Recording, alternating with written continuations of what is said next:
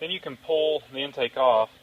There's a wire connector here, and like I said, that hose over there. So I'm going to go ahead and pull that off, and I'm going to put some rags in the intake and get a little vacuum and suck up any dirt. I did blow off any dirt. This thing uses these intake gaskets as a dry intake. We should be able to reuse these gaskets and when we put it back together. So let me get that one hose off. We'll get this completely out of the way, and then we'll be able to, and I'll cover the intake ports up, and we can get in there and see the expansion valve. Alright, there we go. So there's the expansion valve. Let's take that, it's about like a 10 millimeter. We'll take that off. And there should be 2 Allen screws behind it that will have to come off. Allen head bolts that are holding the expansion valve onto the evaporator, I think. But we'll see. Possible it's a long bolt that goes all the way through, and it's got some locating pins on the other side. But I'm not sure about that. So, like I said, I couldn't find any information on this thing. Vacuum the intake out, put a rag over it. So yeah. Oh, and you want to get your Freon evacuated from the system before you take that bolt out, because if not, the system will be under pressure. This one has been evacuated, so there's no Freon, no pressure on the system. And it's out.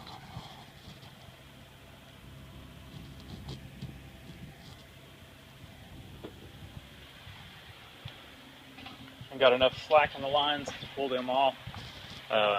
There were 2 4 millimeter Allen head bolts right here. Pulled those out, and then just threaded the bolt back in right here that held the lines on, and was able to grab hold of that bolt and you know, with my fingers. That gave me something to pull on, and I was able to wiggle it out. So it is out. This is the old one. I'll have to go get my new one and make sure they're the same. We'll have to pull this stuff they have wrapped around it, pull that off, put it on the new one, and then we can put the new one on and put it all back together.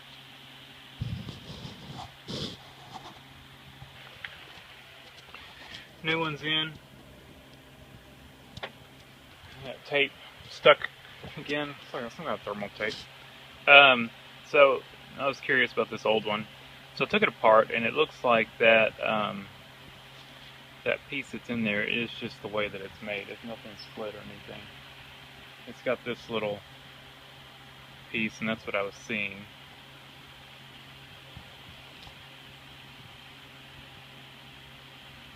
So that's just the way it's made. So I don't know if there was a thing wrong with it. We're going to go now try to find the rear expansion valve. Ordered it as well. I got it on Amazon. I'll put links to them. They're like $10 each, and so not bad. Universal Air Conditioner Inc. They're made in China, but if one of these was bad, it failed. So let's see how long the China one lasts. But can't really tell too much about it.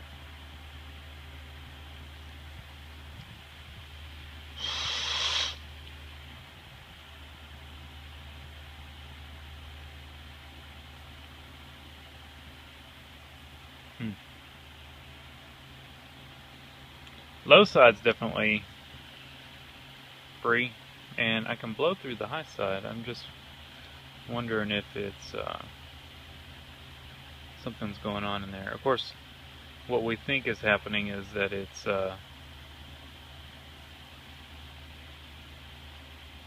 stuck open. That's what I'm thinking. not allowing it to build up pressure. So we'll see, but we don't know if it's the front or rear. So while we don't have any Freon in it, even though it only takes 2.5 cans, it's only about $15 worth of Freon, or less than $20 worth of Freon. It's still the trouble of evacuating it and recharging it. So we're going to go ahead, and if it looks like it's easy to get to, we're going to go ahead and replace the rear.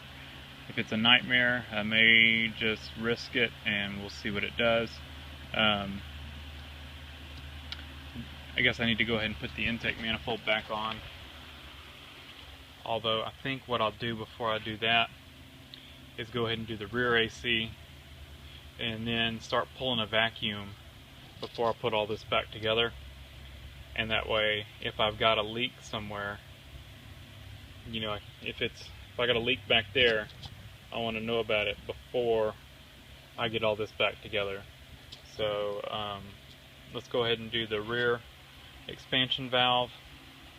Then we'll start pulling a vacuum, and if it seems to hold a vacuum, then we'll put the intake manifold back on. I think that's the good route to go. So let me dig around, see what I can find on the rear one. Okay, if you can see back in there, that's where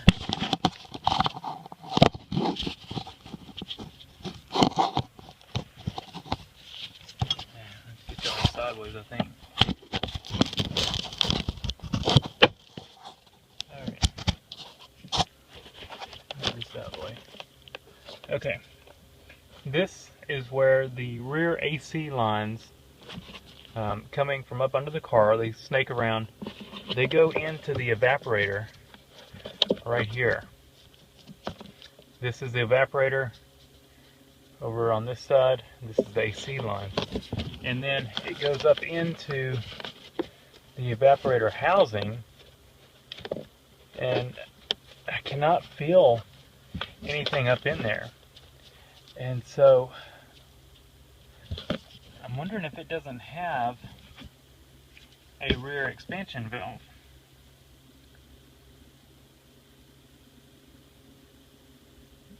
I don't know. I'm wondering if some models, maybe limiteds, have a rear expansion valve. Because I'm feeling all up in here, and I don't feel an oh, wait, is that it? No. I don't feel an expansion valve. I need to look at a parts diagram again and see how the tubes on the evaporator are made. But looking at that, I'm thinking it doesn't have one. And like I said, I'm feeling up further up where that line goes, and I don't feel it.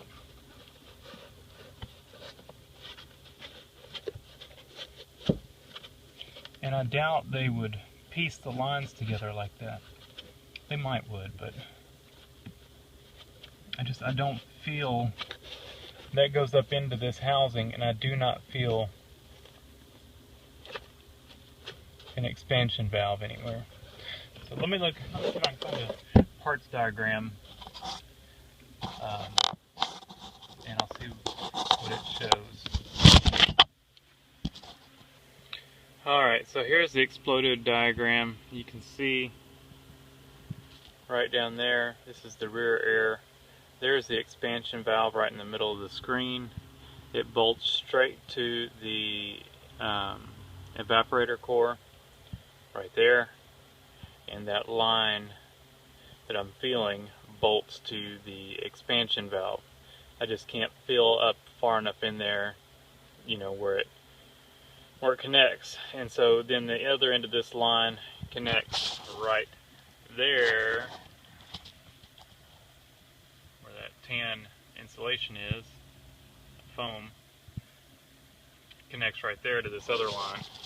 So, trying to figure out our best bet here. I'm really tempted to leave it alone. I don't know how difficult this, I might look and see how difficult it would be to pull this panel off back here. I don't know if the top panel has to come off first, or if you can get the bottom panel and leave the top panel. If you can leave the bottom panel, or leave the top panel and get the bottom panel off, then it may not be that bad. Just trying to see what it would take to get this off.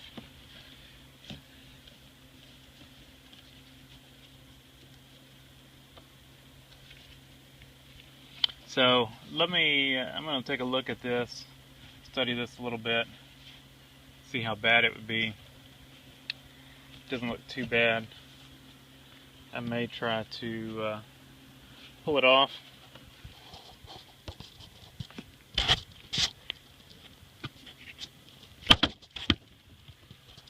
Yeah, you can get the bottom off without the top.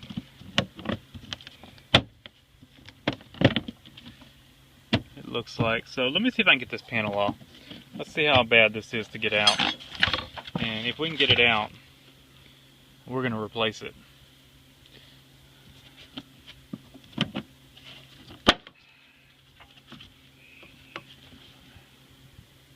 So far, it's coming out easy.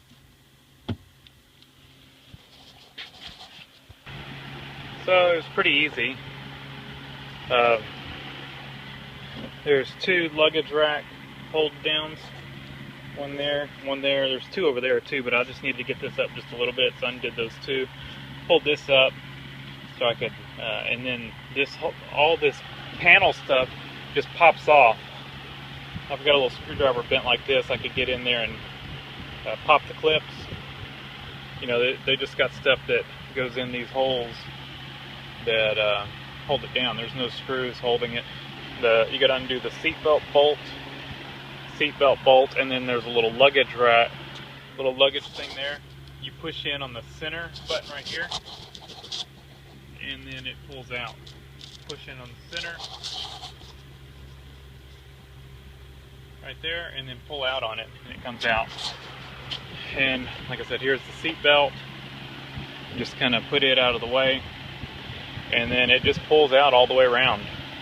Just be real gentle not to break anything. You've got two wires that undo, and this little accessory, power accessory port thing. So undo those two wires, and yeah, that's pretty much it. So I think what we're going to do now is take this off, this little clip. This little screwdriver is just really handy. Just a cheap screwdriver bent over. I just put it in the vise and bent it. I did this a long time ago. I didn't do it for this project. But, that'll allow us some room to work here. We've got a clip down on the other end. Let me undo it. Alright. There's the expansion valve.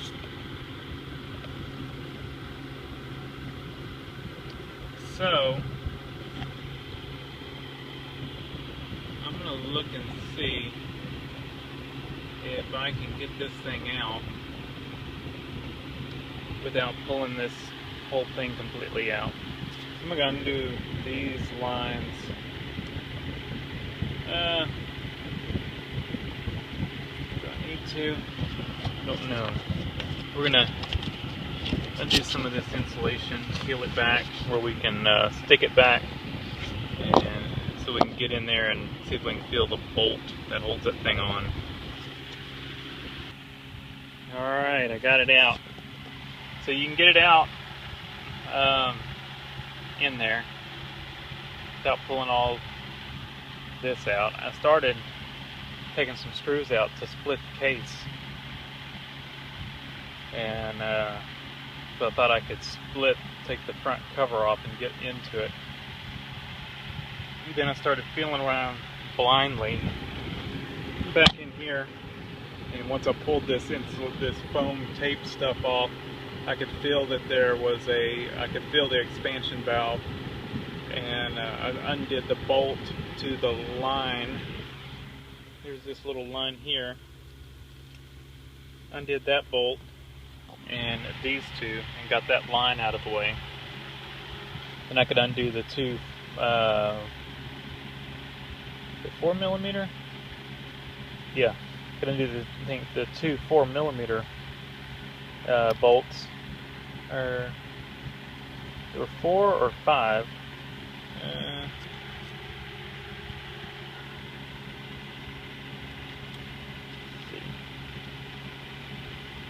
4mm.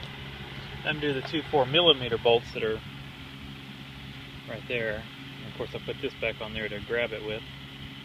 There's a little snap cover, and it's still kind of up in there.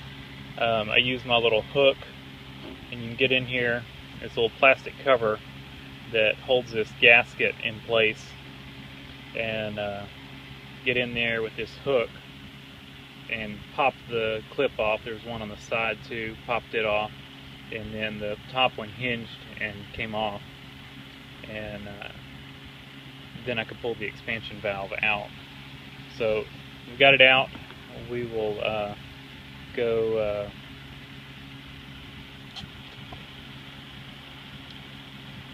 get our new one and bolt it back in. Alright, I'm still going to put the stuff back in there, but I don't know if you can see.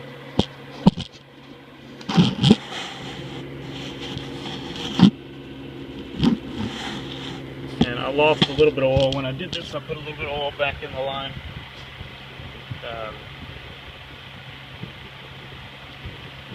And everything's back tight. I got to put that, there's a piece of foam that needs to go back over it, but I'm going to go ahead and start pulling a vacuum before I get anything. This system's all sealed back up, so I'm going to go start pulling a vacuum, let that go for a while, and we'll see. I'll see if it holds a vacuum.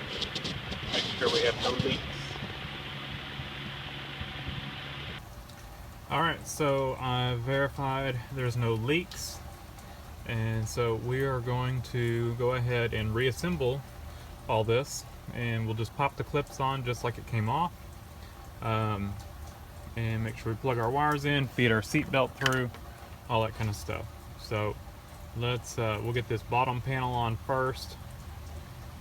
We got to put this duct on, so we'll put the duct on, then this bottom panel, and then this upper panel, and then of course those two luggage strap things, these things, got to bolt those back in, and the little hook thing like that, got to put that in there, and get it all back together.